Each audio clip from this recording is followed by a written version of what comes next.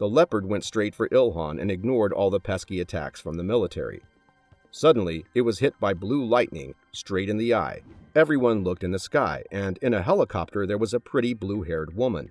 It was the Empress, without a mask. Leopard attacked Ilhan, and everyone got worried because he disappeared, even the Empress. But as they saw blood dripping down, they looked up, and he was lodged into the leopard's forehead with his spiked armor. It started shaking its head and ran into a wall with its head forward to get rid of him. Ilhan jumped just before the hit and attacked right after, and kept on attacking. The military joined the fight, and also people with ordinary tools. Even though they would have been unsuccessful, but because there were so many of them, they did manage to topple the monster. Eartha warned Ilhan to end it quickly as he was standing on top of the monster because it's on the verge of evolving into a Class 3. Suddenly, red tentacles started growing out of the head of the leopard. Its upper body started to mutate really fast. It caught Ilhan off guard, but he knows he needs to figure out something soon. He saw the Empress in the sky, and she shouted that she can't kill the monsters with her attacks because the level difference is too high. The monster kept on regenerating. Ilhan thought that he needed to deal enough damage to stop it from regenerating. Empress shouted at him that she can buff him with her magic, but after she won't have any mana left, so he must be certain he can defeat it. He said to just buff him already. She jumped down from the helicopter and landed next to him. In order to buff, she needs to have physical contact, and since it will drain all her mana, her life will be in his hands. The Empress told Ilhan that if they can't kill it, they will use missiles, and that will cause a lot more damage. He can't let that happen. His workshop is in that area. He attacked the leopard with the help of the Empress's magic and managed to kill it before it had evolved. The Empress asked him if the leopard was really dead. She couldn't know as she didn't get any experience even though she helped. There is also a party system in play. It was his first time hearing of the party option, as he's a destined, doomed loner. The monster's body started to fall, and Eartha saved Ilhan from being squashed by the corpse. As he got on the corpse, people started cheering for him, but he wasn't happy. Eartha was confused as to why, and he pointed at the wounds on the body, crying that the leather's all messed up, and he won't be able to make armor out of all that. What a looter. Soldiers were questioning what's the best way to break a corpse apart. Ilhan went to them saying to let him do it, after all, that's his specialty. He turned to the Empress, charmed by her beauty, asking her what's the best way to divide it. She said he gets 60%, she gets 20%, and the other 20% goes to the others. He went straight for the mana stone that's worth 60%, so he took that and everything else is for everyone else. But people started complaining since they all wanted to upgrade and they fought with their lives, so it isn't fair for him to get it. Ilhan proposed another agreement. He remembered what his mother taught him, that solving thing is not as easy as you might think, so why bother arguing when you have perfectly good fists? He said he will give a mana stone to whoever throws it back into the monster. He doesn't care how they take it, but if this isn't fair, no one is safe. People realized they can't compete with him, so they gave up. As he went to grab it, the Empress approached him saying if he can butcher her share, she will give him 40% of it, giving him more leather than bones. He accepted and told her she should get a car for the items. She took a phone call and other people approached him to see if he could do the same for them. He was not amused. People were buttering him up and giving him compliments to butcher their share too. Just after they made a scene that's not fair, he gets the mana stone. So he told them he will do it for 50% of their share. They started complaining that it's unfair that the Empress gets it for 40% and it's 50% for them, so he simply turned around. They quickly changed their minds and accepted the offer. Ilhan butchered everything until finally he went home. People behind him were arguing who should take what. As he was leaving, the Empress stopped him. She said his stealth is amazing and she wouldn't even notice him even if she were focusing on him. She offered to form a party as she thinks they would be perfect partners. He disagreed. She calmly accepted the rejection and told him she plans to stay on Earth since she isn't that weak. She believes he is the same, so they will probably meet more often. Before going her way, she gave him her business card if he ever needed to contact her. Her name was Kang Mi-rae. He liked that she wasn't persistent, but wasn't planning on contacting her. The two went home. Ilhan made 4 more dungeon cubes.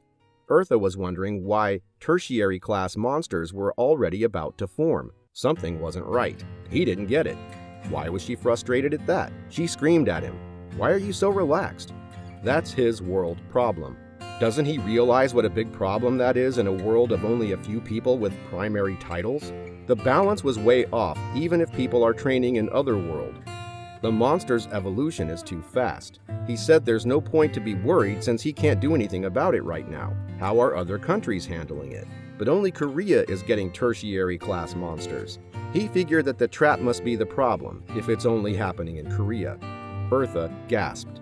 The trap of destruction strengthened the monsters? It could have been the trigger. The monsters might have gone into berserk mode and awakened from the threat they felt from it. In other worlds, the monsters were trapped before they could feel any kind of vigilance. That's why most monster evolution happens in dungeons. Through countless crossbreeds in dungeons, new and more dangerous monsters appeared, which then devour each other. Evolution in dungeons occurs very rarely, but if they are trapped in the dungeons, then they'll evolve by eating humans instead of monsters. Monsters don't really fight each other often. That's why their growth is stunned when inside the dungeon. She told him they needed to make more dungeons as he tossed another stone into the flame to make another one. She asked him if he's having fun making new things, but he responded that he likes doing things mostly for experience. She thought that Ilhan was in an unchanging world for 1,000 years or so. Getting new experience must be very exciting to him. So she encouraged him to become stronger so he can get even more experience. One night the angels returned with recovered mana, so they completed the trap of destruction with mana craft. Then the angels left to create the dungeons. As he watched them fly away, Eartha calmed him down that even if stronger monsters appeared, it wouldn't be his fault.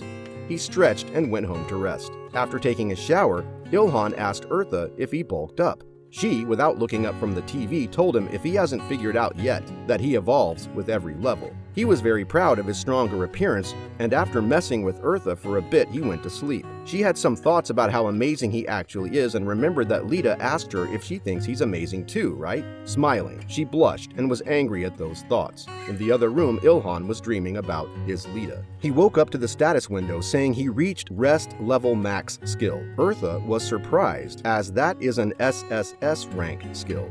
When did he learn it? He thought she was joking that an SSS skill is resting, but she seriously said that she hasn't even learned that yet. He told her that every day for the past 100 years he researched how he can sleep most comfortably. Eartha was shocked by his effort into researching sleep. That made her feel down, but genuinely amazed. He asked, "What's that skill even for?" She responded to sleep and rested well. He accused her of lying that couldn't be it, since she made such a scene about it. She decided it's about time she explains to him the skill evolution. Skill evolution is a kind of achievement-like skill obtaining, and it has similar rules to title change.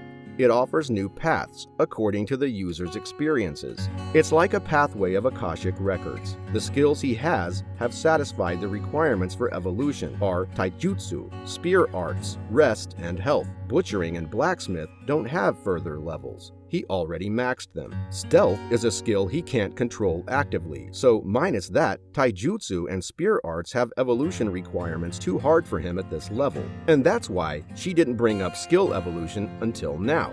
But sleep skill is different. He looked at the status screen where it was written how much of which item he needed. It was easy to do it compared to spear skill, and he can upgrade it even quicker. He still felt like it's impossible since he can't even use mana yet, but Eartha knows he's evolving really well because of all the physical skills he's trained in. She thought to herself that when he gets mana, he'll become a being who can rule over all creation of the Akashic record. And she wondered what kind of revolution he would cause as he grew stronger. She decided to not think about that for now. Ilhan and Eartha were eating breakfast that his mother left for them. On the TV, there was news that many damages were done 2 days ago where they fought the big leopard. Ilhan was surprised that there wasn't a corpse left and that they cleaned it up so quickly. Eartha said it might not be that. Reporter continued telling that the corpse of the monster disappeared together with people who were sharing the loot and that some are saying that a dungeon was opened and swallowed them all. Ilhan knew it couldn't be the dungeon. There must have been different monsters. Eartha said that the leopard was definitely dead. After all, they took its mana stone, and in 99.9%, the hunt is over in that case. Ilhan was curious about the 0.1%. Eartha explained that the percentage is for monsters that are pregnant and about to give birth, so it looks like the leopard was pregnant. He was angry as he knew it would be the one who finished the butchering that wouldn't have happened. Eartha consoled him that it's not his fault. The people were greedy, but that didn't make him feel better because among those people are also those who supported and trusted in him. The monster must have been mad at the end of the fight because she needed to hide the baby, and they hadn't noticed the baby because it had stealth to help him hide. Since the people have been fighting over who gets what for so long, the baby was born. Eartha said that since its stealth is so good, nobody noticed it. It must be a tertiary class monster. Ilhan believes he can defeat it, and since its stealth is so good, his other skills must not be. He must be careful and it won't be easy, but he can do it. He picked up his jacket to get ready to go make more equipment and defeat it as soon as possible so it won't do any damage if left alone. He stopped and thought that he could call for some help and searched for the business card he got from the Empress. Eartha asked him if he was really going to use his phone to make a call. Then he should make it even easier to make a public announcement that he is Sun Gain Bolt. He stopped and agreed he didn't think it through. Using a public phone, he called the Empress to explain the situation to her. She agreed the situation is really dangerous. Ilhan was impressed how quickly the Empress caught on. She said she'll let the government and military know just in case. He went to his workshop to make more equipment. He made a harpoon out of the bones. Its purpose is to be thrown at the prey and pull it back so it's different to a spear. And he made some more things for a harpoon using Manacraft to put everything together. Of course, he's so good at it, with alpha and beta options again. And it was twice as strong as he expected. He was on public phone, giving last details on when and how they will meet. The baby is probably still at the scene to avenge its mother, and since he has high stealth, they have to be careful. The Empress asked him if she was driving there and if he had any plans. His plan was to deactivate the monster's stealth skill. She should just wait until that happens. Eartha confirmed the baby is still there and she doesn't think it noticed him yet, so his stealth must be better than the baby's. They noticed the transparent big leopard moving right next to them, so he took the attacking position with a harpoon in his hand. The monster was half of the size of the mother. It let out a roar. Ilhan took the opportunity of the monster not seeing him to attack with a harpoon. The monster roared in pain, and Ilhan put his mask on. The monster attacked him, but as it tried to run away, it was stopped by the rope. With the next swing with its paws, the monster emitted a pulse that destroyed his hand protectors. Luckily, it wasn't his hands. Monster's attacks were really fast and strong. Ilhan hit him with a harpoon again and again, binding it in place, not allowing it to bite off the ropes. The Empress arrived with a car and attacked it with lightning. She was impressed by how he got him so quickly, and Ilhan praised her skills as well. But it's not enough, as the monster started standing up again. Since it was cornered, it magnified its fighting strength like any other living thing. The two come up with a plan, and Ilhan will keep it occupied while the Empress will charge up a strong attack. As the monster was about to free itself at the cost of great pain, Ilhan hit it in the eye with a gun he got from the Empress. Normally, that would be useless, but Ilhan's shooting skills made the gun go above its limits, so it did a lot of damage. The Empress was finally ready to unleash a devastating attack. Triple lightning. The triple light hit the monster, but the fight wasn't done yet.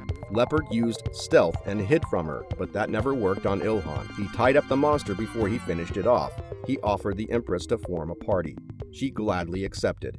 When they formed a party, he was impressed by all the information he could see, and the Empress asked him why he was acting as if he had never formed a party before. He lied that it's been a while.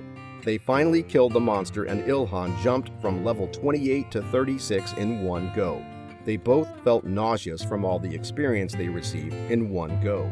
He went to the monster corpse and started apologizing to the leather because of all the damage. Eartha was done with him. He noticed that the monster has mana stone in his head, and Eartha told him he's very lucky that both the baby and its mother had it. The stronger the monster, the lower the chance of obtaining a mana stone is. The Empress finally came to calculated the sharing ratio. She was very perceptive as she explained that Ilhan's butchering skill is currently indispensable, as there is no use for monster hunting if one can't use its loot. His butchering skills are unmatched. If you want to see where evolution and God's power will take Earth and Ilhan, be sure to like and subscribe to not miss out on the next exciting episode of crafting, magic, and monster fighting.